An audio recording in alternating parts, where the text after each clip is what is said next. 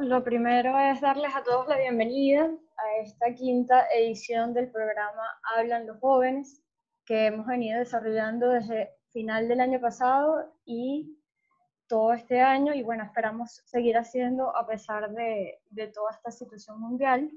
Lo primero es dar las gracias a más ciudadanos, porque bueno, porque sí, están ahí empeñados en que sigamos haciendo actividades como esta, y aunque normalmente hacemos un Habla a los Jóvenes cada 2 meses en la oficina, bueno, este año con toda la situación mundial hemos decidido llevarlo al mundo virtual y ya esta es la segunda edición que hacemos así, y que bueno, que ya no es un solo día, sino son varios días de formación y bueno, eso ha llegado a muchos jóvenes en el país. Lo segundo es las gracias al diputado Mateus por acompañarnos hoy en esta sesión y bueno, desde la Conrad, darles a todos la más cordial bienvenida. Somos una fundación política alemana que tiene sede en 107 países del mundo y recientemente abrimos una nueva oficina en Latinoamérica, cosa que es mejor para nosotros porque cada vez vamos llegando a más países de Latinoamérica. La última que abrimos fue en Panamá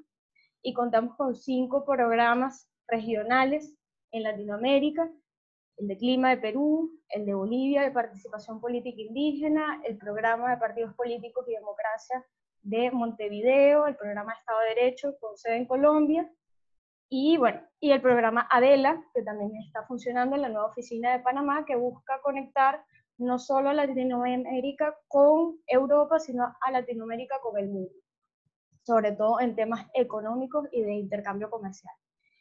Aprovecho rápidamente la oportunidad para invitarlos tanto a todos los que pertenecen a Más Ciudadanos, al doctor Mateus y al resto de participantes de esta conversación a una conferencia que vamos a hacer desde la Fundación. Es una conferencia a nivel mundial, pero va a ser transmitida especialmente con traducción simultánea en español por la oficina de Montevideo. Lo pueden buscar en las redes a través del Facebook o de YouTube con la doctora Angela Merkel, canciller de Alemania, y el profesor Lomber, que es el director de la fundación. Esto va a ser el día miércoles a la 1:30 de la tarde, hora de Venezuela, así que están todos invitados. Y bueno, de nuevo, muchas gracias por seguir, muchachos, y muchas gracias, doctor, por estar aquí. Muchísimas gracias, Andrea. Gracias, Andrea. Palabras y información. Bueno, yo solamente quería decir un par de cositas para comenzar con la clase, porque en verdad estamos muy emocionados. Yo creo que soy parte como de una generación de jóvenes con vocación de servicio que nos hemos formado viendo las clases del doctor Juan Miguel Mateus y de otras personas, y eso nos ha abierto como que la vocación y la visión y a entender que tenemos muchas cosas por hacer. Pero yo quería también explicar un poco la razón que motivó Hablan los Jóvenes, y la verdad es que son varias. Cuando hablamos de ciudadanía, yo creo que uno de los temas más delicados en Venezuela es que no conocemos nuestra historia, y que además nuestra historia obvia el trabajo de grandes civiles como el de Juan Germán Rossi. Y en verdad esta edición, además de estar enmarcada en la firma del Acta de la Independencia, que es un tema muy importante, y como verán en la semana vamos a abordar 3 repúblicas específicamente durante la historia de Venezuela, y hablaremos también de cómo debemos transformar al país institucionalmente. La verdad es que tenemos que resaltar el valor y el trabajo de personas como Juan Germán Rossi, que hicieron muchísimo por que Venezuela tuviera una república y para que fuéramos independientes, tanto como cualquier prócer militar. Y lamentablemente hoy en Venezuela no conocemos sus nombres y su trabajo, y es importante que nosotros como jóvenes que queremos reconstruir una república de verdad en Venezuela, recordemos esos nombres, porque no es una cuestión superficial. Yo creo que eso es un primer mensaje, y para eso esta semana tenemos un panel de unos grandes panelistas, donde por cierto también nos va a acompañar Andrea, que está acá.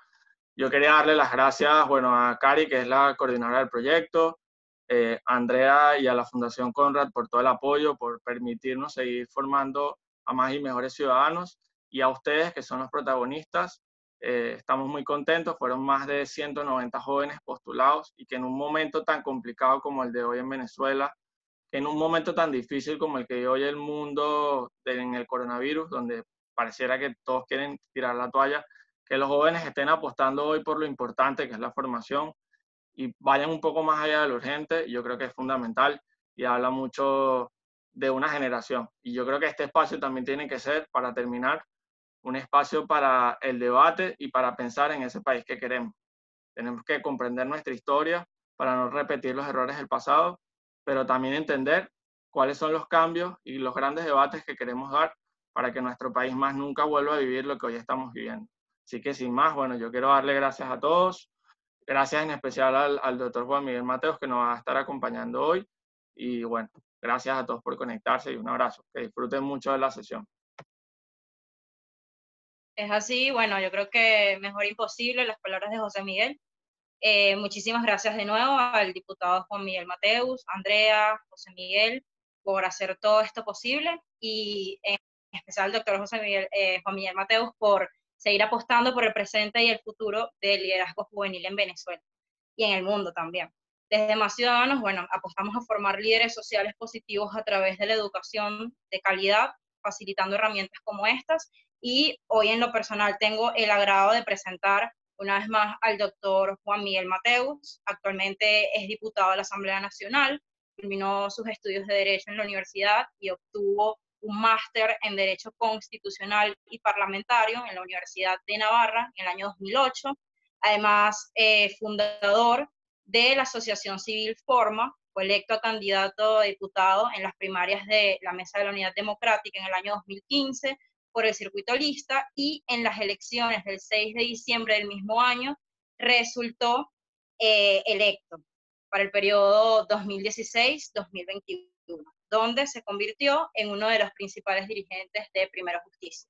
Un agrado y un placer para nosotros, desde lo individual y lo colectivo, doctor Juan Miguel, de tenerlo aquí un día más, hablando sobre uno de los principales temas para conocer realmente los fundamentos de la República en esta edición, esta quinta edición de Hablan los Jóvenes en Más Ciudadanos. Bienvenido. Muchísimas gracias, buenas tardes a todos. La verdad que me complace mucho acompañarlos el día de hoy. Agradezco la invitación de Más Ciudadanos, extraordinario nombre por cierto, a participar de este ciclo de charlas que tienen como destinatarios jóvenes de todo el país, me imagino que de todas partes del mundo, además de decir venezolanos, jóvenes que están en todas partes del mundo, que tienen interés en los asuntos públicos. Por supuesto, quiero comenzar agradeciendo de manera especial a José Miguel Rodríguez, director de Más Ciudadanos, a ti, Cari Orly Mijares, directora de este programa Hablan los Jóvenes, y a Andrea Mesa en representación de la Fundación Konrad Adenauer. Yo debo comenzar diciendo que me honra ser expositor en eventos como estos, no solo por el tema tratado, no solo por dirigirme a jóvenes, sino también por la calidad y por el talento intelectual de las personas que ustedes han congregado para que le den formación a ustedes durante estos días. Y por eso quisiera pedirles a ustedes jóvenes, ya veo que están 76 personas conectadas, que aprovechen al máximo esta semana de formación y reflexionen a fondo sobre los temas planteados. Hay una primera cosa, antes de comentarles cómo voy a dividir mi intervención, que tiene que ver con el tema planteado. Los fundamentos de la República es lo que me corresponde en el contexto de las ideas concretadas políticamente del 5 de julio en la Declaración de Independencia y también el natalicio de Juan Germán Rocio. Ahí hay que decir dos cosas preliminares. Una primera idea es que, salvando las distancias, guardando las brechas históricas, para nosotros los venezolanos, Juan Germán Rocio es la máxima encarnación de los ideales del republicanismo. Para nosotros, Rocio es el Cicerón criollo, el Tomás Moro criollo y es una personalidad moral, que imprimió ese talante moral de estadista, de hombre recto al servicio por la justicia, a la política venezolana o a los modos políticos venezolanos. La segunda idea preliminar, ya que no lo tenía previsto, pero mencionan el 5 de julio, es que el 5 de julio es una fecha que presenta unos ideales que nos han resultado lejanos a los venezolanos. Esa idea de ser república, ese sueño de ser república que se incoó el 5 de julio de 1811, ha sido un sueño esquivo para el pueblo de Venezuela. Se nos ha alejado a lo largo del tiempo y me parece muy oportuno que dentro del temario se haga alguna referencia al Acta de Independencia, al nacimiento de la República de Venezuela y al Pacto de Punto Fijo, porque precisamente ese anhelo de ser república que llevó adelante el pueblo de Venezuela el 5 de julio de 1811 se encontró en un desierto histórico en donde no todo fue malo, a pesar de las interpretaciones históricas de ese siglo y medio de guerras civiles, toda la calamidad decimonónica venezolana. No todo fue malo porque, por supuesto, que hubo intentos civilizadores, intentos civilistas, pero sí es verdad que la concreción de la forma republicana tardó precisamente desde ese brinco de 1811 hasta el Pacto de Punto Fijo, que precisamente significó o condujo a la concreción de la República Democrática abierta a los derechos y libertades, abierta a los derechos civiles y abierta también a la justicia social. Una primera cosa, entonces, antes de entrar a fondo, repito, es que tenemos que ver precisamente la idea de la República como una realidad intergeneracional. El mayor desafío que tiene la vida republicana es hacerse un elemento intergeneracional, legado de generación en generación, legado de padres a hijos, de abuelos a nietos, en una realidad política concreta. Para hablar de mi tema, que me corresponde esbozar algunas ideas sobre los fundamentos de la República, pues debo decir que son unos fundamentos teóricos, pero también unos fundamentos antropológicos, porque la República se asienta necesariamente sobre unos supuestos antropológicos de la persona humana, una concepción de la persona humana que hacen posible en la vida real la vida republicana, valga la redundancia. Y esos supuestos antropológicos son, dichos en términos amplios, la virtud, la excelencia humana y la idea del bien común, el norte del bien común como el bien de todos en la ciudad. Para desarrollar el tema, primero voy a referir algunas ideas introductorias sobre el concepto de república, cómo aproximarnos a la república, qué es y qué no es. En segundo lugar, voy a exponer los fundamentos clásicos de la idea de república. Son fundamentos que están muy bien esculpidos en las obras de Platón, Aristóteles, Cicerón, que luego se asumieron o fueron absorbidos por la intelectualidad cristiana de la Edad Media, pero también estuvieron presentes y siguen presentes en la filosofía política moderna e incluso contemporánea. Pues no diré nada nuevo, pero voy a referir esas ideas, esas notas sobre la idea clásica de la República. Y finalmente, en tercer lugar, voy a hacer una relación entre la República, o referiré algunas ideas para relacionar lo que significa la forma de vida republicana con la cultura política de un pueblo concreto. Cómo se consustancian, cómo se entrelazan, cómo se entremezclan, cómo recíprocamente se condicionan república y cultura política. Bueno, eso es el menú. Veo que todos están congelados. No sé si siguen allí. Cariorli, ¿está allí? Sí, seguimos aquí. Ok, que se congelaron y de repente quitaron los videos y pensé que pude haber estado hablando solo. No, todos estamos bastante presentes. Ok, pero no en video. Muy bien. Entonces vamos a lo primero. Lo primero son algunas ideas introductorias sobre lo que es la república o el concepto de república. Quizás pocos conceptos son tan ambiguos, amplios e incluso contradictorios como la idea de república.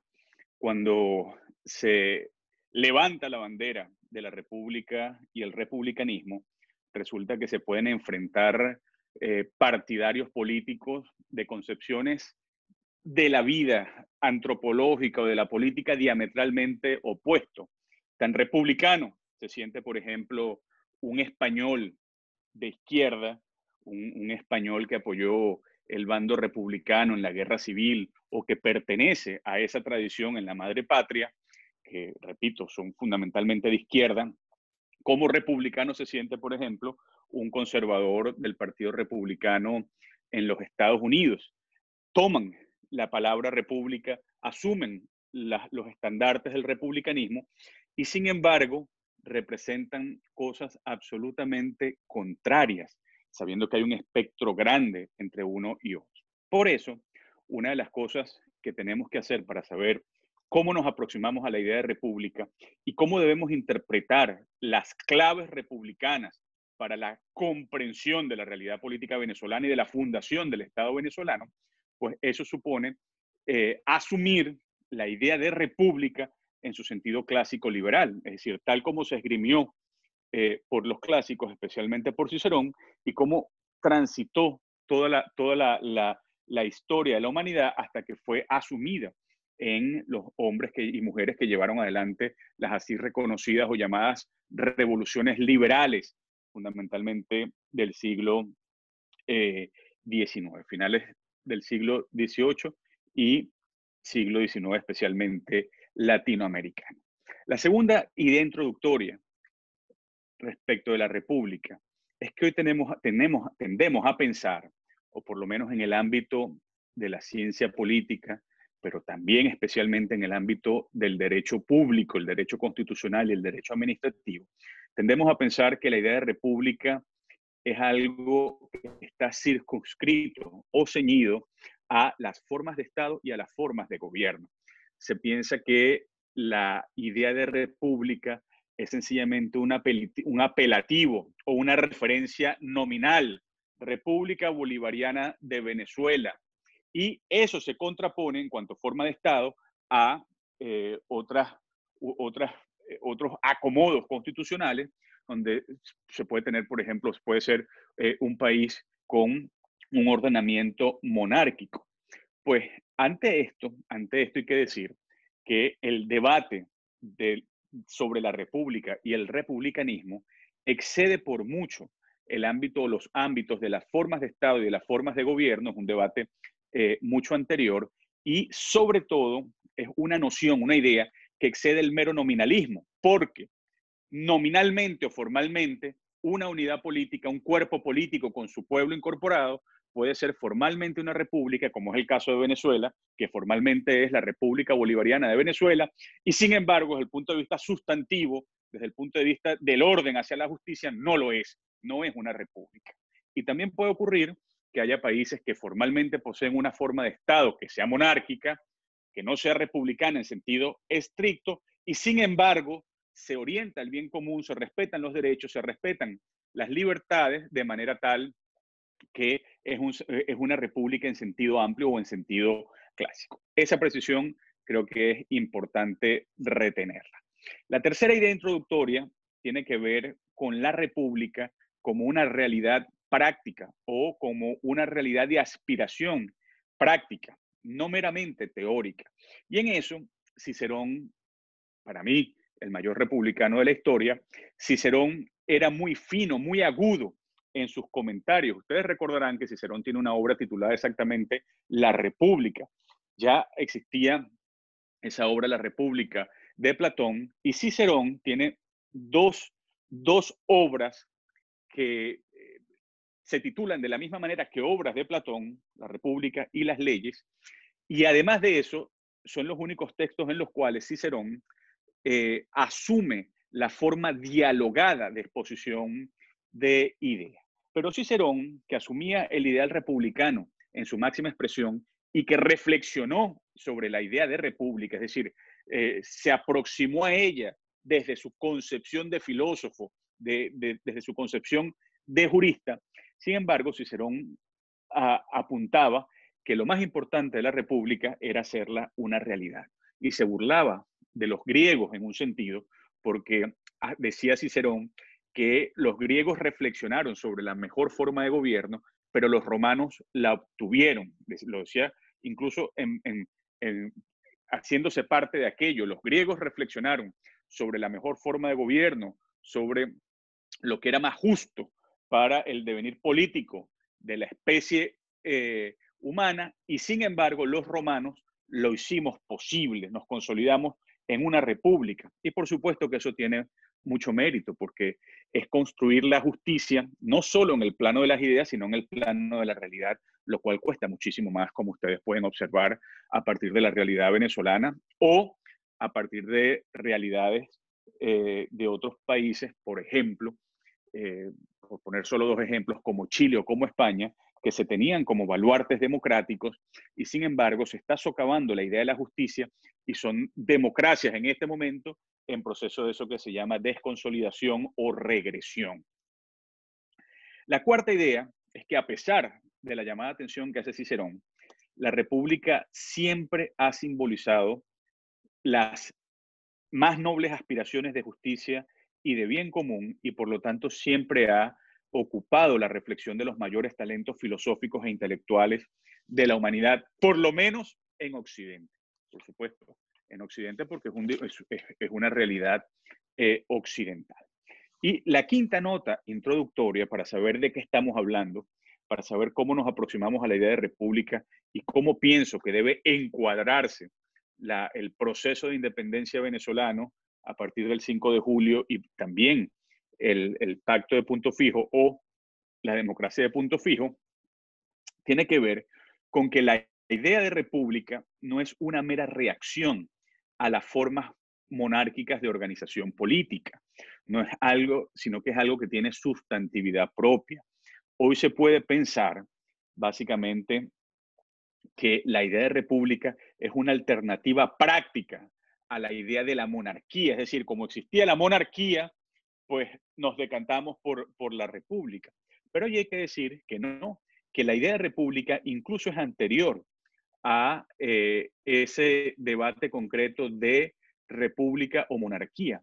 Porque la idea de república, en cuanto a evocación de lo público, de la cosa pública, también precedía las formas monárquicas de organización. Y durante la antigüedad podía existir formalmente lo que Aristóteles llamaba una constitución monárquica, y sin embargo, desde el punto de vista sustantivo, funcionaba con conciencia de asuntos públicos, con conciencia de bien común, y por lo tanto había un cierto orden republicano. Y lo mismo con muchas otras monarquías medievales, por ejemplo, eso que llamaban las monarquías cristianas. Eran monarquías que estaban presididas en el fondo por la idea del bien común que está asociada a lo público, al espacio de lo público. Con lo cual, sería una reducción que creo que en nada conviene a la comprensión de la idea de la república el pensar que la república, en cuanto a realidad política o idea política, son reacciones a lo meramente monárquico. Pues hasta ahí dejo las notas introductorias. Y ahora quisiera pasar, pero ustedes tienen que despertarse. Yo les confieso que en mis clases le pido a mis estudiantes que todos estén en pantalla para poderlos tener controlados tal cual como haría en un salón de clase. Pero como no puedo verlos, sí les pido que prestemos especial atención. Entonces, pasamos a la segunda parte y tenemos que referir cuáles son los contornos, cuáles son los basamentos que dan cuerpo a la idea clásica de república. Y esto no es insustancial volver sobre ello. Es decir que nos estamos refiriendo a la idea clásica de república. La premisa mayor, es quizás la cuestión introductoria, es que en el pensamiento clásico republicano, el esbozado por los pensadores antiguos, repito, Aristóteles, Platón y sobre todo Cicerón, pero también el de las revoluciones liberales, se ve, sobre todo la norteamericana, se asume la república bajo un rótulo sintético que es básicamente el siguiente. La república es un orden de virtud para la libertad. De hecho, cuando uno, por ejemplo, conversa con los gringos, conversa con los norteamericanos, es claro asumir o entender que esa idea liberal, de revolución liberal por construir una república, tiene que ver con el establecimiento de un orden de virtud, y vamos a hablar de qué significa eso, que es un orden de virtud, pero bajo la idea de Locke tiene que ver con un orden de virtud para la libertad y para la protección de bienes naturales o de derechos naturales, como por ejemplo la vida, como por ejemplo la libertad. Ok, eso es lo primero, tener en cuenta que la justicia es un orden. De hecho, si ustedes tuviesen que sintetizar qué significa la república para Platón, Platón dirá que sería posible sintetizar diciendo que la república es un orden de justicia. Ok. Dicho eso, aparecen varias ideas. La primera idea que anima la concepción clásica de la república es la primacía de la justicia. Antes habíamos dicho que la república es un orden de virtud para la libertad. Y para que eso sea posible, tiene que haber una primacía de la justicia. Y en concreto, tiene que haber una primacía de la justicia sobre el poder. La república es el ideal de mayor sofisticación, digamos, el ideal más sofisticado de la convivencia política. Y para que sea algo sofisticado en respeto de la esencia de la persona humana, de su naturaleza política, en respeto y en reverencia de lo que es la persona humana, tiene que tener primacía la justicia y no el poder. Tiene que tener primacía el orden de la virtud y no el mero orden del poder. Por eso es que, por ejemplo, Aristóteles era muy claro cuando decía que había que limitar al poder político, que había que ponerle cortapisas para que prevaleciera la libertad, la justicia en sentido material. Si a Aristóteles se le pregunta qué prefiere él, si prefiere, o Aristóteles se hace la pregunta, si dice, ¿qué es mejor? ¿El gobierno de los hombres o el gobierno de la ley? ¿El gobierno del hombre mejor o el gobierno de la ley? Y dice con mucha claridad, es mejor el gobierno de la ley porque la ley es la razón desprovista de pasión. Es decir, porque la ley es una suerte de aproximación a la justicia en donde no existe el riesgo de una voluntad ciega de poder. Pero quiero que retengan eso, que en la república, en su concepción clásica, debe prevalecer la justicia sobre el poder. De hecho, el concepto clásico de república, algunos de ustedes lo han escuchado muchas veces, yo lo he comentado varias veces, no es una idea mía, pero el concepto clásico de república de Aristóteles, de Cicerón, tiene que ver con eso. Cicerón dice, la república es la cosa del pueblo, es la cosa de la muchedumbre, y eso es posible si esa muchedumbre se congrega en torno a la justicia. Y eso me da lugar a hablar del el segundo elemento que caracteriza la idea clásica de república, que es la primacía de la justicia sobre el pueblo. Esto no es una cuestión menor. Si ustedes piensan en qué ocurrió en Alemania, en la Alemania nazi, pues lo que ocurrió es que en nombre del pueblo se le dio primacía al pueblo sobre la justicia. Hubo un líder que pretendió encarnar el pueblo para ponerle voz y para colocarlo por encima de la justicia. Eso es exactamente lo que ocurre en Venezuela y que fue muy nítido en los momentos fundacionales de ese nuevo Estado de Venezuela en 1999, cuando se redactó la Constitución de ese año, porque toda la argumentación del chavismo y toda la argumentación de la entonces Sala Plena del Tribunal Supremo de Justicia está orientada a decir que el pueblo es el elemento determinante dentro del orden político y que por encima del pueblo no puede estar absolutamente nada. Eso contrasta con la idea de Cicerón que he referido de la justicia como realidad que está por encima del pueblo, o contrasta con la idea norteamericana de la república, por ejemplo, en donde por encima del pueblo no hay nada. Eso dará lugar más adelante a un debate, que es un debate propio aún de nuestro tiempo, en el cual, para salirse del debate sobre democracia y república, para salirse de ese debate, esa tensión que se crea entre si se le da preponderancia a la forma republicana concretada o simbolizada en una constitución, o se le da primacía al pueblo. Para salir de eso, la teoría constitucional y la ciencia política han comenzado a hablar de una manera muy clara de la democracia constitucional. No basta con que haya democracia, no basta con que haya demos y no basta con que haya kratos, sino que ese demos y ese kratos tienen que pasar por el aro del Estado de Derecho, tienen que pasar por el aro de una constitución o de un orden constitucional, con independencia de si se tiene formalmente uno o no, porque, por ejemplo, Inglaterra no lo tiene desde el punto de vista formal o positivo. Y sin embargo, la idea de fondo es precisamente esta, que el pueblo, aún siendo el sujeto político eminente, tiene que ser limitado en su poder. Y eso tiene que ver también con una advertencia que hizo hace siglos Alexis de Tocqueville, cuando decía precisamente que un riesgo era el riesgo de la tiranía de la mayoría. El propio Aristóteles ya había referido como la oclocracia, que es la tiranía de la muchedumbre. Pues para evitar la oclocracia y para vacunarnos en contra de la tiranía de la mayoría que vio Tocqueville, la teoría constitucional de hoy habla de Estado constitucional, o se procura que haya Estado constitucional o democracia constitucional y no meramente una democracia a secas. El tercer elemento, esto es fundamental, es que la idea clásica de la república se construye sobre la primacía de los deberes sobre los derechos. En una república, en su sentido clásico, hay conciencia de derechos y de las libertades, por supuesto que sí.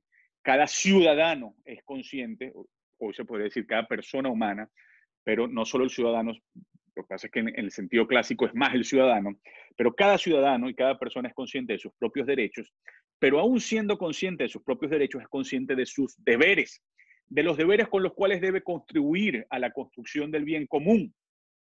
Y en la conciencia republicana, en la identidad republicana, dentro del espectro y la relación de deberes para con el bien común, para con la Constitución, para con la República, y de derechos personales, individuales o incluso de grupo, en esa situación se da una primacía al deber sobre el derecho. ¿Por qué? Porque en la idea clásica, propiamente clásica de la República, pues está aquel adagio romano, aquella máxima romana de dulce y decoroso es morir por la patria. Es decir, por supuesto que me nutro porque cumplo, se ven realizados mis derechos y garantizados en un orden republicano, pero lo que más me enaltece es incluso entregar mi propia vida para servir a la República y para cumplir con mis deberes republicanos. Cuando eso se ve por ejemplo, en la Constitución venezolana, cuando ustedes despliegan el catálogo de derechos, es absolutamente enorme en comparación con el mini catálogo de deberes. Eso no quiere decir que no haya otros deberes implícitos o que no se reconocen los deberes, pero sí quiere decir que desde el punto de vista estético, desde el punto de vista práctico, se da primacía por la lógica de la democracia de nuestros días, se da primacía a o pareciera que se da primacía a los derechos sobre los deberes. Pero, repito, en la idea clásica de república, la idea de deberes tenía primacía sobre los derechos. El cuarto elemento que conforma la idea clásica de la república es la primacía de la ética pública. Una república era concebida única y exclusivamente como un espacio en el cual los ciudadanos, conscientes de su destino común, se congregaban en torno a la justicia, o se congregan en torno a la justicia para, con las manos limpias, administrar lo que es de todo y lo que beneficia a todos. Con lo cual, una de las peores degradaciones morales en las cuales hubiese podido incurrir un un republicano clásico, por ejemplo, un romano, era en la corrupción. El verse envuelto en episodios de corrupción, y tanto era más bochornoso o tanto era más degradante desde el punto de vista moral, conforme más altos eran los estándares de la ciudadanía común. Es decir, era bochornoso para los gobernantes, o debería ser bochornoso para los gobernantes, porque existe o debería existir una suerte de intolerancia en la ciudadanía respecto de la administración. Básicamente en la República se le tiene asco, grima a la corrupción. Mire, veo que dicen que hacen preguntas. Ustedes me dicen, José Miguel o Cari Orly, me dicen si me detengo, si me hacen preguntas sobre la marcha o si termino. Bueno, si las quiere responder, la idea o la dinámica que siempre hacemos es ordenarlas al final, pero si quiere continuar. No, yo hago lo que ustedes me digan. Continúo entonces mejor para no desordenar. Perfecto. Esa primacía de ese asco a la corrupción, cuando uno ve el proceso venezolano, por supuesto, una de las cosas más dolorosas es que si uno compara la corrupción que había en la República Civil en los años de la democracia, era la corrupción de unos niños de pecho en comparación con estos bárbaros que han ejercido el poder en Venezuela en las últimas 2 décadas.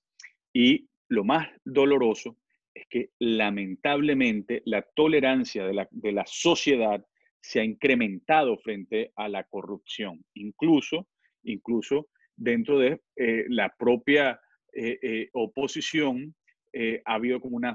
Hay como una suerte de tolerancia que no es buena frente a la corrupción. Ok, ¿cuál es la idea? He dicho cuatro aristas que conforman esa idea de fondo de la República, pero ahora hay que ver qué es lo que aspira la República, cuál es el sentido de finalidad de la República, qué aspira la República, para qué existe, qué la justifica, tanto en las ideas como en la existencia, en su existencia real. Y esa finalidad es lo que los clásicos, los antiguos llamaban, con Aristóteles a la cabeza, la excelencia humana o el florecimiento humano. Una república era concebida como un orden de virtud para la libertad, precisamente porque en ese orden de virtud para la libertad es más fácil el florecimiento humano, es más fácil que se alcance la excelencia humana, que se vivan las virtudes y por lo tanto que la persona se aproxime hacia la idea de felicidad, hacia el fin, que es la felicidad. Ahora, si eso tuviese que ser puesto en clave de ideales, habría que decir, con el propio Cicerón, que la república es un orden para el ocio bueno. Hay que recordar que hoy en día la palabra ocio tiene una connotación peyorativa, de vagancia, de no hacer nada, de falta de laboriosidad, pero en su sentido más genuino, la expresión ocio tiene que ver con la liberación del alma humana, precisamente porque se contemplan las verdades más nobles, más bellas, y eso es posible en una república planteada así como la plantearon los clásicos y como se aspira se aspiró que existiese con las revoluciones liberales, por lo menos como se aspiró con la independencia venezolana, o sea, con la declaración de independencia. Pero retengan eso allí. La finalidad de la república es entonces la excelencia humana, la plenitud humana, y por lo tanto se le concibe como un orden para el ocio. Ahora, vamos al tema que quizás por el nombre, por vuestro nombre, Más Ciudadanos, quisiera detenerme en esto, ¿no? Que es la relación entre república y ciudadanía. En cuanto a orden político, la república supone el concepto de ciudadanía. Nosotros tenemos que recordar, o es bueno recordar, que el concepto clásico de ciudadano, en su sentido más, digamos, de mayor raigambre clásica, es el concepto de Aristóteles, cuando Aristóteles señala que ciudadano es aquel que toma parte en el gobierno de la ciudad. Todavía no ha definido cómo es el gobierno de la ciudad, o el gobierno de la ciudad puede ser monárquico, aristocrático, puede ser republicano en sentido estricto, pero el ciudadano es ese que toma parte en el gobierno de la ciudad, porque tiene derecho a ello, porque hay alguna cualidad que le permite tener derecho a ello. Y por eso es que hoy toda la teoría constitucional se edifica, perdón, construye los derechos civiles o el derecho de la ciudadanía sobre una noción que es el de estatus activo. Probablemente ustedes han escuchado eso muchas veces, después de Jelinek, que fue el que planteó de manera más clara la ciudadanía como un status civitatis o un status active civitatis, un estatus activo en la ciudad, en lo que es común. Pues ese concepto de ciudadanía como estatus activo se complementa perfectamente con la idea de la república, porque la idea de la república, repito, es la idea del ejercicio, de la preservación de unos derechos, pero del ejercicio de unos deberes por el bien común. Y eso supone también un estatus activo. Un estatus activo en donde hay un elemento de honor, un elemento de honra, o también pensaría Aristóteles, un elemento de justicia política, porque se realiza más la justicia política conforme los ciudadanos tomen más parte en el gobierno de la ciudad. Ahora, esa relación entre república y ciudadano nos lleva también a un problema que esta vez sí es Aristóteles, no es Cicerón. Aristóteles plantea que es el problema del mejor régimen de gobierno y del mejor ciudadano. Y sobre esto quiero detenerme un poco. Para Aristóteles, en esto creo que tiene razón, el concepto de buen ciudadano puede ser relativo, porque es relativo al régimen que existe o que impera en la ciudad. Por ejemplo, en un régimen propiamente monárquico, el buen ciudadano es el que ejerce sus derechos y sus deberes acomodados a esa forma monárquica. En un régimen aristocrático, el buen ciudadano es el que ejerce sus derechos y deberes en función de esa forma aristocrática, creo que dije, de organización de la sociedad. Por eso Aristóteles advierte que el concepto de buen ciudadano es un poco relativo, pero que el gran problema de la ciencia, de la filosofía política, piensa Aristóteles, es precisamente descubrir cómo se puede alcanzar el mejor régimen en el cual sea posible el mejor de los ciudadanos. Y allí, la verdad es que el mejor de los ciudadanos solo puede existir en el mejor de los regímenes.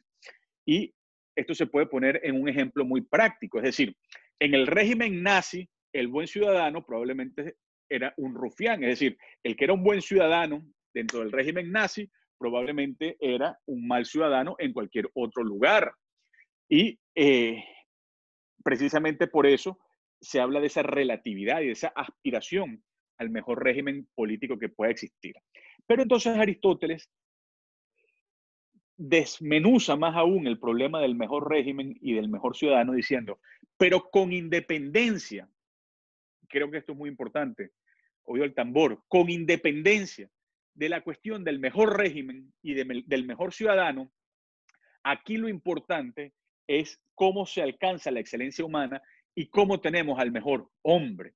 Y entonces Aristóteles hace un esfuerzo por explicar que el concepto de la ciudadanía debe ser colocado en función de la excelencia humana y que el buen régimen o el mejor de los regímenes tiene por objeto precisamente cerrar la brecha entre el mejor de los hombres y el mejor de los ciudadanos, de manera que sea posible que el mejor de los ciudadanos se convierta en el mejor de los hombres y que el mejor de los hombres, por ejercer la virtud, por ejercer la justicia, por tener hábitos republicanos saludables, pues pueda alcanzar la plenitud de la ciudadanía. Eso es una idea aristotélica, está presente en todo el desarrollo, me parece a mí. Yo no lo había encontrado, aparte de algunos autores alemanes, pero en Estados Unidos se asume las ideas de Aristóteles de la ciudadanía de la plenitud de la persona humana, la plenitud del hombre, como un fundamento de la ciudadanía y la necesidad de acompasar de manera armónica la excelencia de la ciudadanía y la excelencia del propio alma del hombre. Entonces, eso en nosotros, cuando uno lo pone En el caso venezolano dice, caramba, la brecha es grande y el régimen chavista ha degradado de tal manera la dignidad humana y ha degradado de tal manera la ciudadanía que lo que nosotros tenemos por delante para la reconstrucción de la República es una tarea que implica, por supuesto, el volver a enaltecer la ciudadanía, pero también el volver a enaltecer la propia condición humana. Y por eso nuestra transición y nuestra reconstrucción es una tarea que tiene cariz antropológico. Casi por último, quiero hacer alguna mención a la noción de pueblo. Antes decía, estamos en la idea clásica de la república. En la concepción clásica de la república, el pueblo debe ser limitado. El pueblo no está por encima de la justicia.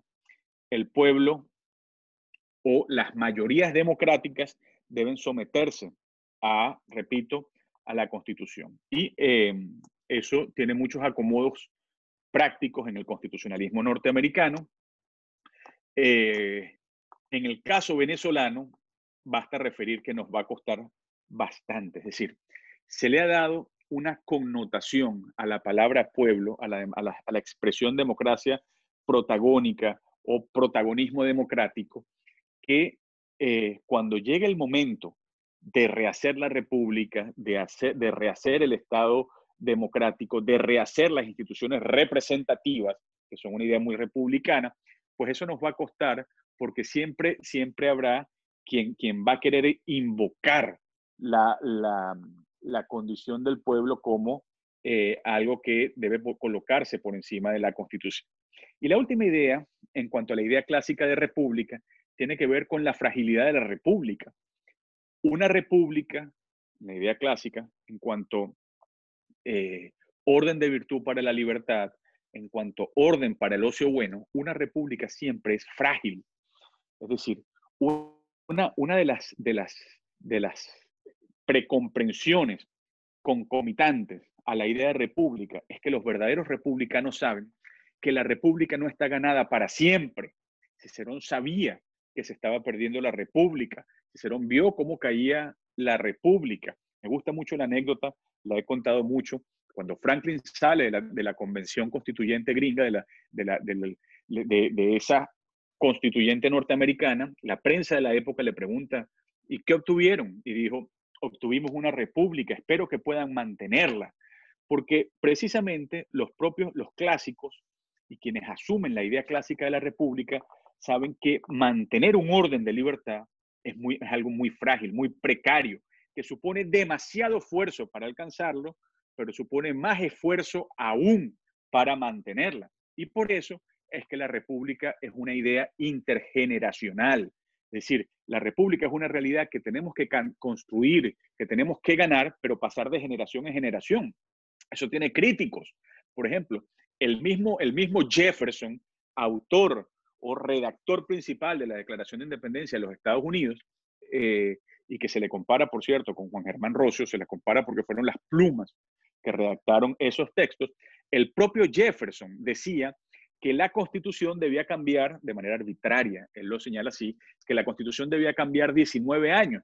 Y en unas cartas muy famosas, una correspondencia entre Jefferson y Madison, que Madison era el cerebro constitucional verdaderamente, Jefferson señala que la Constitución debía cambiar cada 19 años porque él consideraba que cada 19 años se pasaba de una generación a otra y decía, y debe cambiar además la Constitución porque las leyes deben ser para los vivos y no de los muertos. Y los que hicieron la Constitución estarán muertos y no deben gobernar a los que están vivos en este momento. Pues eso es una concepción muy limitada de la república, porque el pueblo tiene continuidad histórica. Es verdad que hay generaciones de hombres y mujeres, pero en una unidad con coherencia y continuidad histórica que se llama el pueblo. Con lo cual, lo que quiero que retengan del tema de la fragilidad es que costará sangre, sudor y lágrimas ganar la república, pero más sangre, sudor y lágrimas costará mantener la república. Dicho eso, vimos en una primera parte algunas notas introductorias sobre la República, básicamente cómo nos debemos acercar a esa idea clásica de la República. Después vimos propiamente los contornos de esa idea clásica de la República. Y ahora quiero hacer alguna referencia final, ya para terminar, porque me he extendido demasiado, una idea final sobre cultura y república. Una república permanece más en el tiempo conforme forma el alma de los ciudadanos. Es decir, conforme los hábitos cívicos van calando en el alma de los ciudadanos y los ciudadanos actúan de conformidad con esos hábitos. Eso quiere decir que la república es más exitosa cuando echa raíces culturales que permiten alojar unos hábitos de justicia en los ciudadanos. Y por eso es que el propio Cicerón habla del alma del alma de la ciudad. También lo hace Platón, por cierto. Habla del alma de la ciudad y hacen ese paralelismo, que esta vez es más platónico, sobre, Platón dice, bueno, el alma de la ciudad es el alma del ciudadano de a pie, ¿no? Y Cicerón básicamente dice, hay unos textos muy poco conocidos que son las reflexiones, bueno, es que unas reflexiones que tiene, donde él señala que el alma de la ciudad se puede enfermar y se enferma cuando para él deja de ser el alma de la ciudad, deja de tener su fundamento en un asidero republicano en el alma de los ciudadanos. Pero ¿por qué esto es tan importante? ¿Por qué esa reflexión sobre cultura y república? Por lo siguiente, nosotros tenemos que derrotar a Nicolás Maduro y tenemos que restablecer la República de Venezuela. Pero además, a través o en medio de un proceso transicional, en medio de las peores contradicciones y contrariedades, vamos a tener que no solo derrotar a Maduro, no solo restablecer la vigencia de la Constitución y por lo tanto del orden republicano, sino que tenemos que, habiendo dejado las heridas en el pasado, habiendo sanado como pueblo, tendremos que inculturar la república, no para vacunarnos, porque ningún pueblo se puede vacunar contra la autocracia, sino para hacer incrementar la altura del listón ante la injusticia o para que haya menos tolerancia ante la justicia y prevalezcan más hábitos republicanos.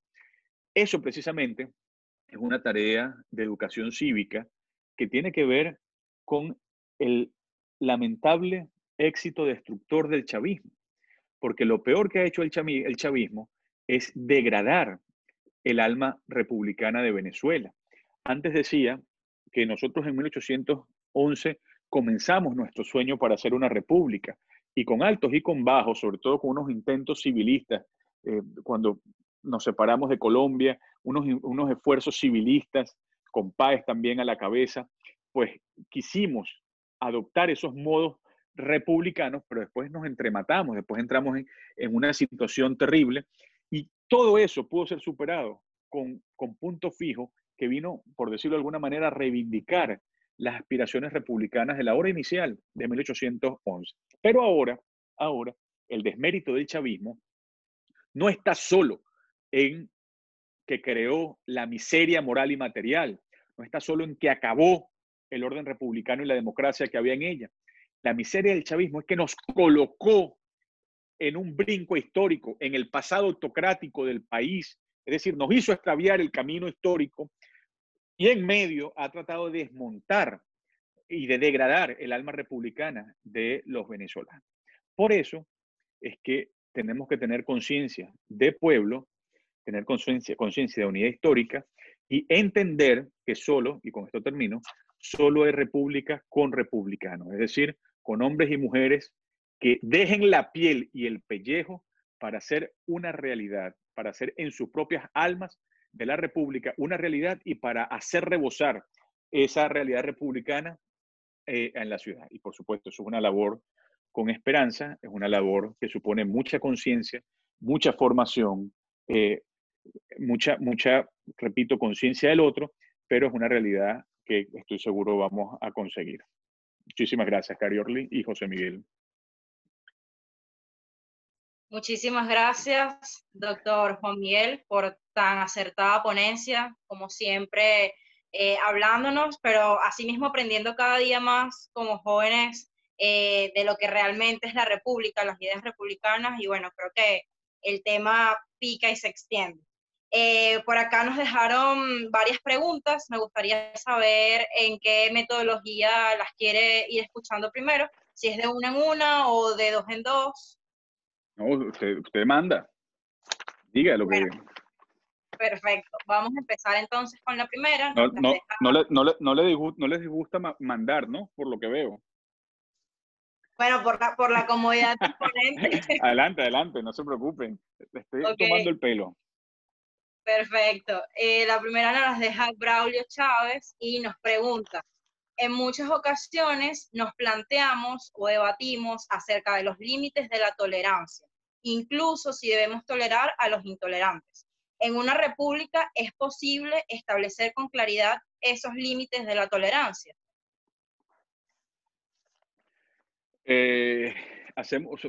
¿Cómo quiere hacerlo por fin? ¿Voy una Bueno, o...? voy a ir de dos en dos, porque creo que hay más de 6. Entonces, esa es la primera. Y la segunda nos las hace América Lastra, nos dice cómo recuperar los fundamentos de la República actualmente. Cómo los venezolanos podemos ser buenos o mejores republicanos. Ok, vamos entonces con estas dos. ¿Sí? Exactamente. Ok, una primera reacción, digamos, frente a la pregunta que hace Braulio sobre la tolerancia y los límites de la tolerancia. Una primera, ya yo pensaba en estos días justamente a propósito de este tema, que ya hablar de tolerancia supone un bien constitucional, supone un bien democrático, pero supone un mínimo, porque la idea de la república, la idea republicana, no es que haya una mera tolerancia. La tolerancia es un peor en nada, la tolerancia es un mínimo de convivencia ética. La idea de la república no es la tolerancia, sino la amistad cívica. Y en ese sentido es algo que va mucho más allá, es algo mucho más profundo. ¿Qué es lo que ocurre? Que conforme las formas republicanas de gobierno se han ido vaciando de sustancia republicana y han sido nutridas por formas en sentido estricto, no estoy siendo peyorativo, democráticas, y traen consigo dentro de la democracia la idea del relativismo o la idea del escepticismo, la idea de la neutralidad de valores. Entonces la amistad cívica ha sido sustituida por la idea de tolerancia. Ahora, la idea de tolerancia también tiene varios niveles, ¿no? Hay una primera idea de tolerancia que Cicerón la veía muy clara, Tomás de Aquino también, decía, bueno, es que no se puede tolerar un mal absolutamente insoportable de manera tal que impide la vida a los demás.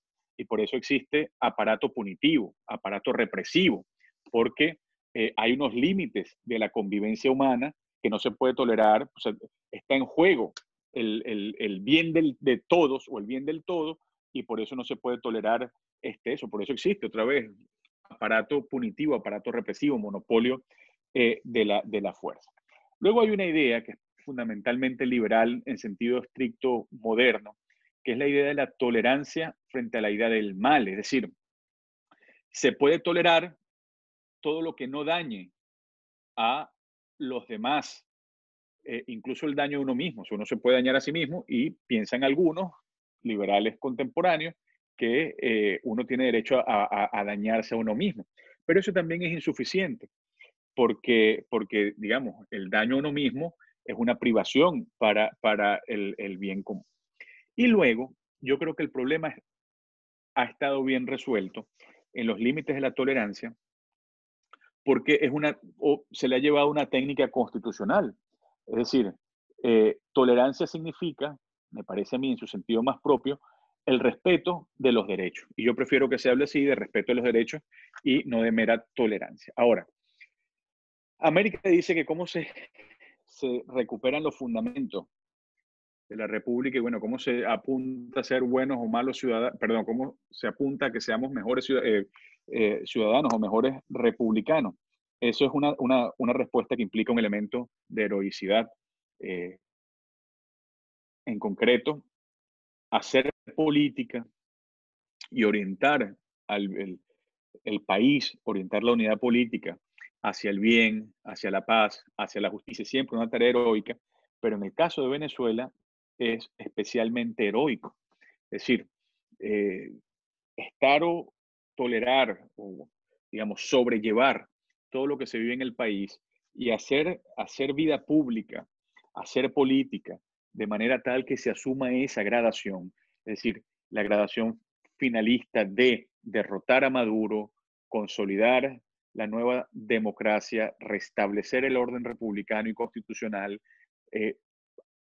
pasar la transición, saber integrar las heridas, dejar en el pasado las heridas autocráticas, represivas, cobrar conciencia de lo que hemos sido como pueblo, porque esto lo hemos engendrado todo de alguna manera, pues dejar todo eso y apuntar nuevamente con heroísmo a inculturar, a meter en el alma criolla, en el alma del ciudadano de a pie, los valores ideales republicanos, es algo que va a costar mucho tiempo.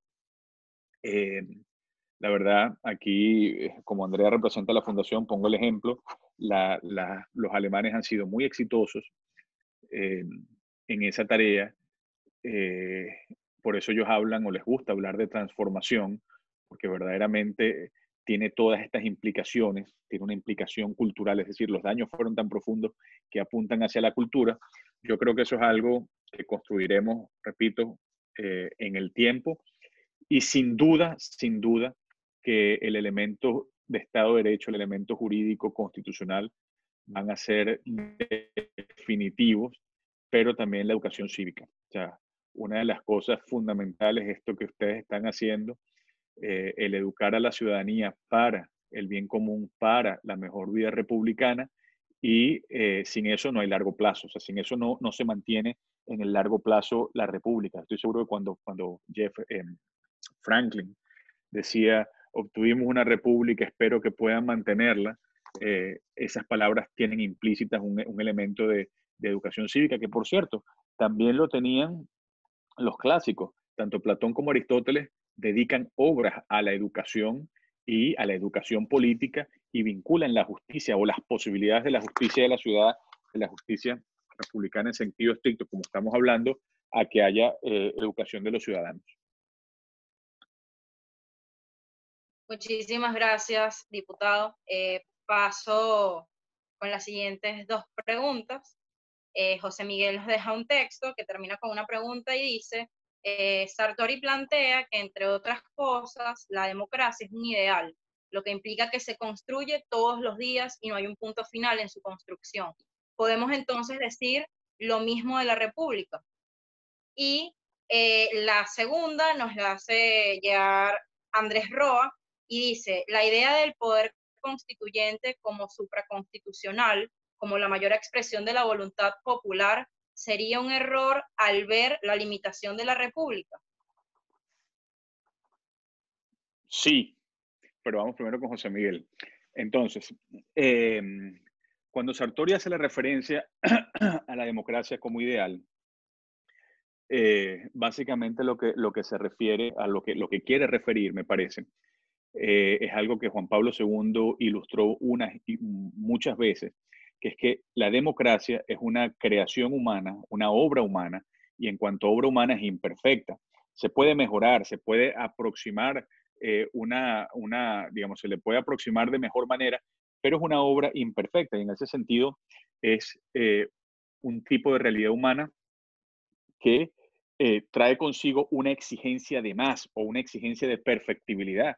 Por eso que Juan Pablo II decía, la Iglesia no canoniza la democracia es lo mejor que conocemos hoy en día para realizar la justicia y para salvaguardar la dignidad humana, pero si en el futuro aparecen mejores formas de organización política, pues bienvenida sea si salvaguardan, repito, la dignidad de la persona. Ahora, quitando ese sentido de obra humana, pues cuando Sartori dice que la democracia es un ideal, eso me hace traer a colación nuevamente lo que decía Aristóteles, lo que decía Cicerón, perdón. La república debe ser una realidad, es decir, el mérito verdadero está en la construcción de la república en lo real. Y repito, por eso es que si se nos ha burlado un poco de los clásicos. Lo que sí es que tanto la idea en su sentido abstracto o el idealismo de la democracia o la idea práctica de la democracia, lo que sí trae consigo es de la mano un doble trasfondo de justicia y libertad. O sea, son útiles porque son para la justicia y para la libertad. Y el criterio de perfeccionamiento son la justicia y la libertad. Ajá, entonces, con respecto a lo que preguntaba Andrés del poder constituyente, sí. Es decir, el poder constituyente, tal como lo planteó Emmanuel Sellés, que fue el primero que habló en esos términos, tal como lo planteó Emmanuel Sellés, tal como lo asumió de Emmanuel Sellés, Carl Schmitt, y tal como lo asumió la Corte Suprema de Justicia y el chavismo en el año 99, de Sellés y de Schmitt, del poder constituyente como supraconstitucional, es un error, porque precisamente esa tesis de la supraconstitucionalidad del pueblo y del poder constituyente, lo que hace es resolver la tensión entre justicia y pueblo en favor del pueblo. Lo que hace es darle un poder al pueblo irrefrenable. Y por eso es que es tan peligrosa esa concepción constituyente. Por eso es que los alemanes, por ejemplo, sabios, repito otra vez, ya que los referí hace unos minutos, pero por eso es que uno dentro de la Constitución alemana ve una parte de la Constitución que se llama cláusulas de eternidad.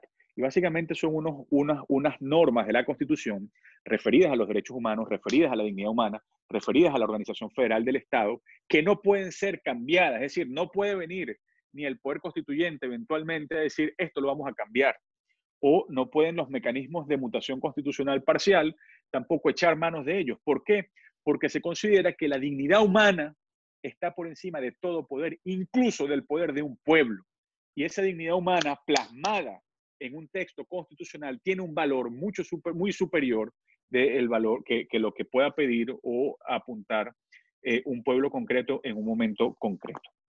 Una de las cosas, Andrés, que nosotros tendremos que hacer es precisamente volver a colocar al pueblo en su lugar, tanto en lo práctico, pero también en lo teórico. Y eso será parte de la reconstrucción de Venezuela, de nuestro orden republicano, y eso será parte de la vuelta de la democracia verdadera. Excelente, muchísimas gracias. Nos hacen llegar unas preguntas bastante interesantes. Una de ellas la comenta Miguel Ángel Borsegui y nos pregunta: si la mayor tarea para la reconstrucción de la democracia es reafirmar la ética en lo público, ¿cómo se mantiene la democracia y la república en una sociedad tan distante al concepto de la ética? Y vamos con esa primero, porque es muy gruesa. Ok. Esa pregunta es muy interesante porque, como yo les decía antes, una de las cosas propias de la idea de república en su sentido clásico es el escozor que causa la corrupción, porque se entiende que la república es un orden de todos y para todos y que la administración de lo público es algo sagrado, con lo cual si hay corrupción se atenta contra lo que es de todos y por eso es que causa tanto rechazo en el ideal republicano. En Venezuela hemos pasado a digamos, mucho más que a un efecto péndulo frente a la cuestión de la corrupción, porque la tolerancia a la corrupción ha bajado. Pero es que además de eso, es que en la Venezuela chavista no solo hay una corrupción exacerbada, no solo es que la corrupción administrativa está a la luz del día y ellos desahuciaron al Estado venezolano, es que además esa corrupción administrativa se convirtió en cleptocracia y esa cleptocracia se convirtió en Estado gangsteril. Es decir, las formas de alejamiento de la justicia y de la ética pública han llevado a sacar del espectro de lo meramente administrativo la ética pública y ahora estamos en lo gangsteril. De hecho, uno de los aspectos más importantes de la transición venezolana va a ser descriminalizar el Estado y descriminalizar a la sociedad. Eso va a suponer una tarea titánica que va a requerir instituciones fuertes, normas fuertes, pero también eso que los gringos llaman enforcement, es decir, mecanismos de coerción para hacerlo posible. Porque, repito, esas formas de corrupción las ha inyectado el chavismo en el torrente sanguíneo de la sociedad venezolana y de la cultura venezolana. Es decir, hay como una suerte de inaptitud para valorar este asunto. Ahora, ¿eso quiere decir que no hay que hacer nada o que es una tarea imposible? No, no, todo lo contrario. Quiere decir que la tarea es tan urgente que hay que comenzar ya y nos va a tomar mucho tiempo, pero hacia eso debe apuntar, hacia la sanación de la moral, el rescate de la ética pública, uno de cuyos aspectos es precisamente lo administrativo. Excelente.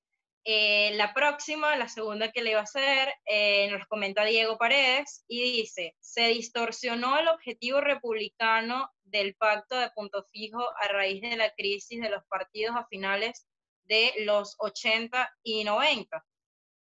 Y la segunda nos las hace comentar Luis Guedes, nos comenta que es miembro de las Buenas de Primera Justicia y nos visita desde el estado de Lara. Pregunta: ¿cree usted que hay que construir una república con un Estado limitado y un Estado de Derecho donde prevalezca la justicia? Gracias. Bueno, las dos preguntas. Respecto a lo que señalaba Diego, sí, por supuesto que sí. La democracia de Punto Fijo entró en decadencia. Y la democracia de Punto Fijo se vino a pique. Eso supuso una venida a pique de los partidos políticos, una creación, o se creó un ambiente de desenfado, de hastío, de obstinación, que encontró cauce en la antipolítica, digamos, se creó todo eso en la sociedad venezolana, encontró cauce en la antipolítica. Y lo grave es que la democracia de Punto Fijo no fue apta para reformarse a sí misma o para actualizarse a sí misma. No tuvo la capacidad de reaccionar para mantener o a seguir manteniendo a la democracia y a la república como un asunto intergeneracional que pudiese pasar de generación a generación. Eso, cuando digo generación a generación, no es que si se le abre espacio a los jóvenes o no, sino que pueda, o sea, que sea el ethos de vida o etos para vivir de todos los ciudadanos de generación en generación. ¿Sí? Así ocurrió con Punto Fijo. Y sin embargo, bueno, en estos días pasaban por allí un video del presidente Caldera, en donde el presidente Caldera decía, se refería a la corrupción. Y el presidente Caldera decía que lo más doloroso de la corrupción es que aparecían los corruptos muy ufanos por aquí o por allá y que no tenían castigo social, porque todo el mundo les rendía pleitesía, había una lógica de adulación del poder, una lógica de adulación con la corrupción. Y eso fue así, por supuesto que sí. Pero incluso en ese momento, eso que teníamos, ustedes eran niños o no habían nacido, eso era absoluta o diametralmente distante a lo que se tiene hoy en día. Antes había categorías morales, en este momento no las hay. Es decir, la revolución es amoral y ha pretendido transmitirle eso a la población venezolana. Y luego preguntaba Luis Guedes, un abrazo Luis, sobre el Estado repúblico, sobre el Estado limitado y Estado de Derecho. Sí, son dos condiciones fundamentales para que haya vida republicana nuevamente. Estado limitado, en donde eso tiene dos connotaciones. La primera es el tamaño del Estado, pero la segunda fundamentalmente es sometimiento del poder o justiciabilidad del poder, y eso tiene que ver con la reconstrucción del Estado de Derecho y de las instituciones, algo de lo cual ustedes van a hablar, me imagino, o perdón, vi en el flyer.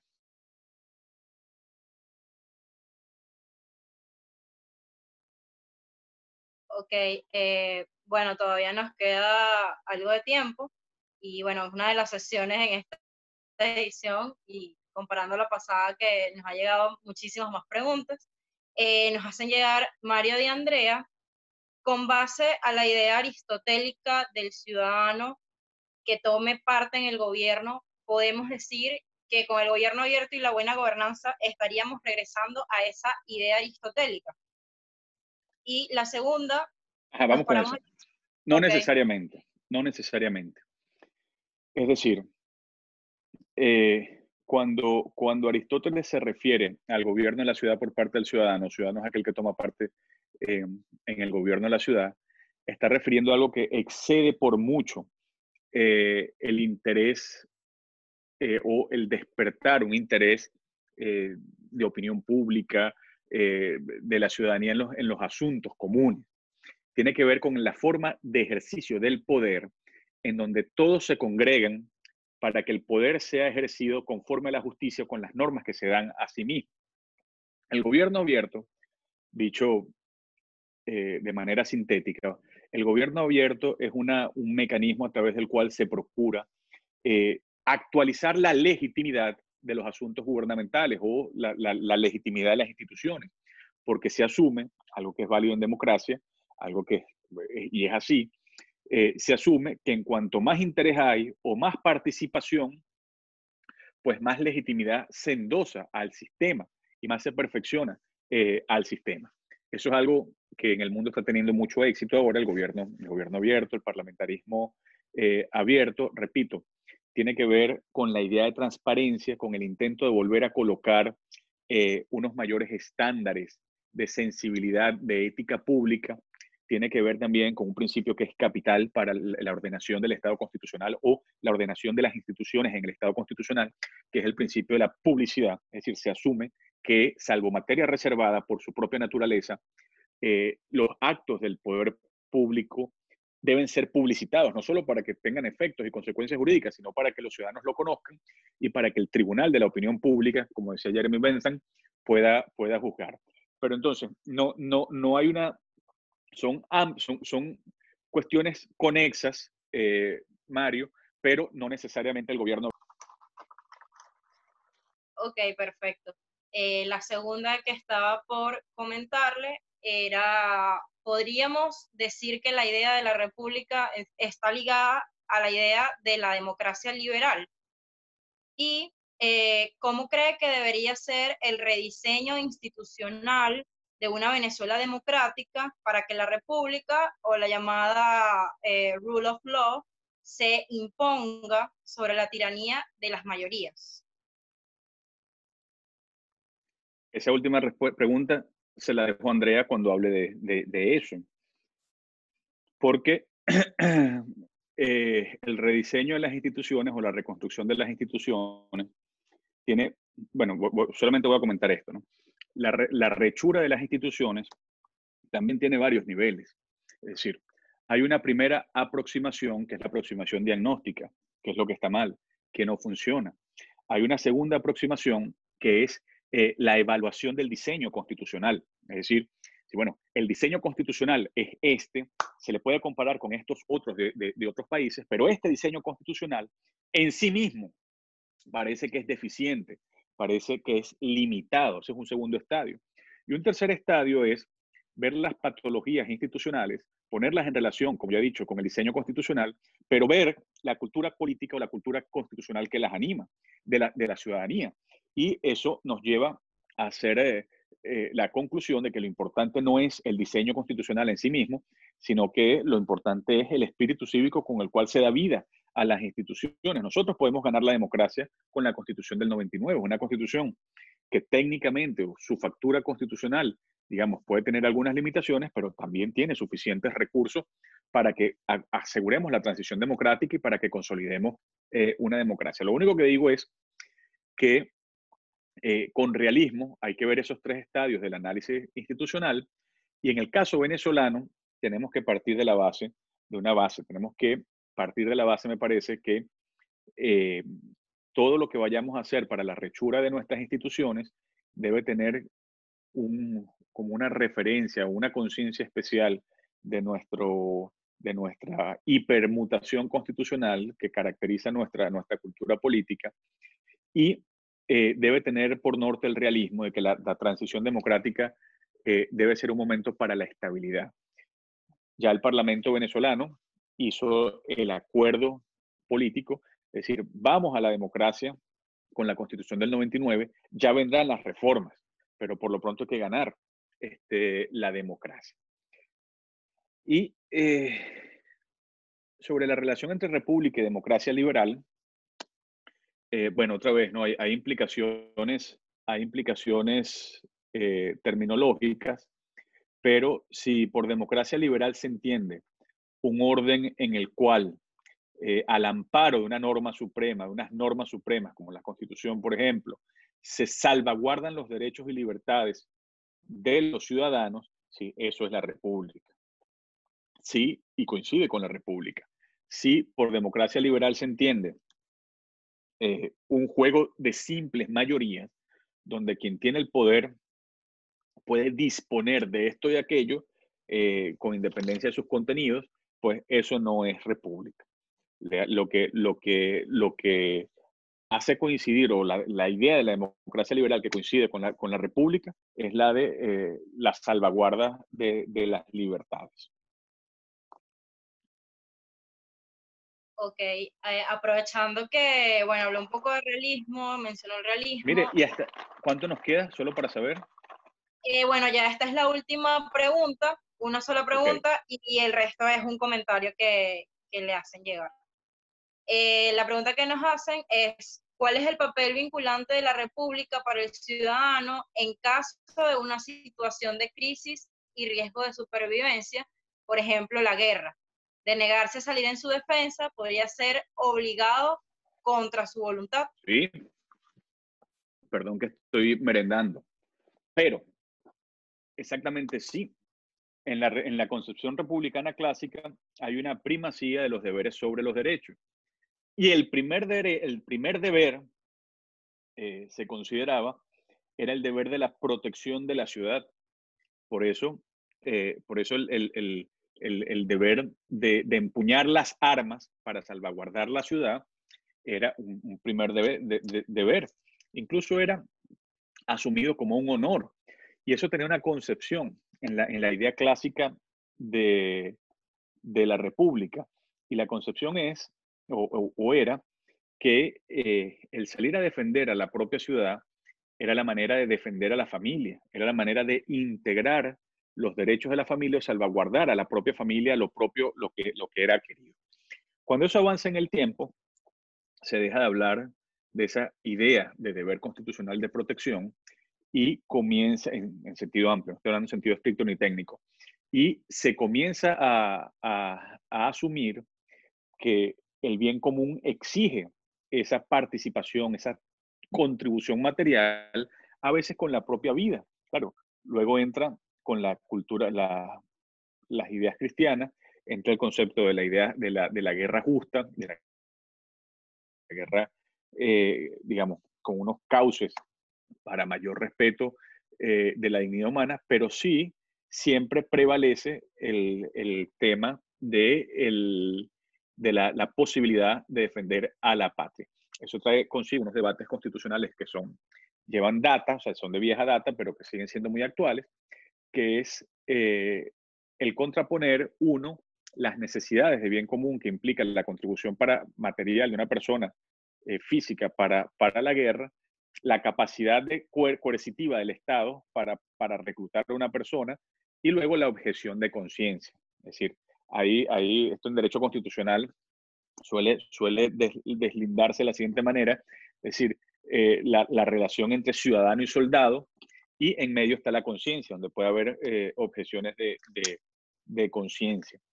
En Venezuela, eso, digamos, el alistamiento militar ya no es obligatorio, pero sigue siendo una posibilidad. Bueno, esta ya creo que puede ser no solo la última pregunta, sino también podemos ir como que agarrando este texto para ir cerrando y anexando su mensaje final. ¿Cuál sería o es el papel de la educación en la construcción de la República? Bueno, ya lo decía, creo que lo es todo. A mí me gusta mucho una cita de Rousseau, cuando Rousseau dice que la República no es una obra la República de Platón, no es una obra de política, sino que es la obra más hermosa que se haya escrito alguna vez sobre la educación. Porque en realidad todo lo planteado sobre el Estado ideal, quitando los excesos totalitarios o lo que fuera, apunta a la formación de los ciudadanos en ese orden de justicia. Y el largo plazo es precisamente la educación. Es decir, la existencia o la persistencia de una república en el largo aliento tiene que ver exactamente con la educación. Y solo donde media la educación cívica, ordenada, sistematizada, orientada, como el caso alemán, por ejemplo, es posible hacer pozo, hacer un acervo cultural que sea como la contratuerca de la República. Estoy leyendo un libro ahora que me recomendaron que se titula The Closing of the American Mind, por un autor que se llama Alan Bloom. Y ese autor que se llama Alan Bloom, con ese libro, básicamente lo que viene es hacer una crítica al sistema universitario norteamericano, porque dice, bueno, lo que está ocurriendo hace unas décadas, pero es muy vigente.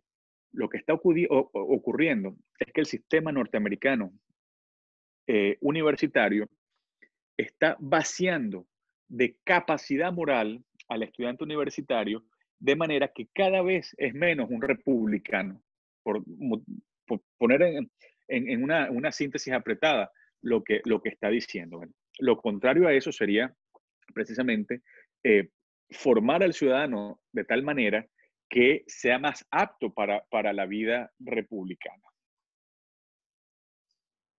Bueno, yo creo que si fuese por nosotros, nos quedamos toda la tarde acá debatiendo, preguntando y aprendiendo más de este tema, pero lamentablemente nos hemos quedado sin tiempo. Muchísimas gracias una vez más, diputado Juan Miguel, por aceptar nuestra invitación y siempre estar allí apoyando no solo estas iniciativas, sino también a toda aquella organización, partido político, etcétera, que realmente apuesta al desarrollo juvenil, a la reconstrucción del tejido social. Desde Más Ciudadanos estamos muy contentos por haber iniciado esta 5ª edición de Hablan los Jóvenes, basados en el fundamento de la República con usted. Y una vez más agradecerles a todas las personas que se conectaron, que se postularon, a pesar de todas las vicisitudes.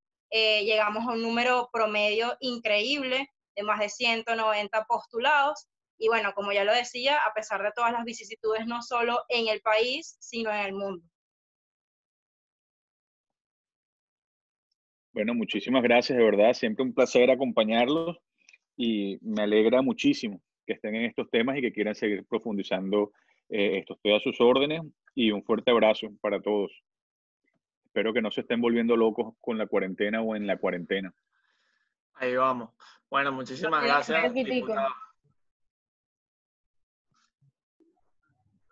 Y gracias a todos por conectarse, muchachos. Excelente primera sesión. Y bueno, el día de mañana, como ya Cari les va a comentar, vamos a tener una sesión justamente para hablar de esa primera república y el rol que tuvieron los civiles en la construcción del sueño de una república en Venezuela y en específico de Juan Germán Rocio con la doctora Inés Quintero. Así Eso, que, perdón, José Miguel, que una cosa que no referí, pero que es esencial a la idea de república, es la primacía de lo civil sobre lo militar. Hay una expresión clásica de Cicerón, donde Cicerón dice en perfecto latín, yo lo digo repitiendo en castellano, dice, que se rindan las armas a las togas, como diciendo, la fuerza de la república y las armas de la república deben ser presididas por el carácter civil de las magistraturas civiles. Y eso es precisamente esa idea de las armas rendidas ante las togas, es la idea que preside o que está en el centro de nuestra declaración de independencia. La guerra vino después, la guerra vino luego, pero la independencia es fundamentalmente una obra civil y de racionalidad civil. Eso es fundamental. Sí, sin duda. ¿Y cuánto hace falta reivindicar el trabajo de los civiles, no solamente en el proceso de independencia, sino en toda nuestra historia? Buenísimo. Totalmente. Bueno, de nuevo, diputado Juan Miguel, muchísimas gracias. Hasta luego y esperamos reencontrarnos por acá en un espacio de estos presencial pronto. Seguro, Cariorli. Chao.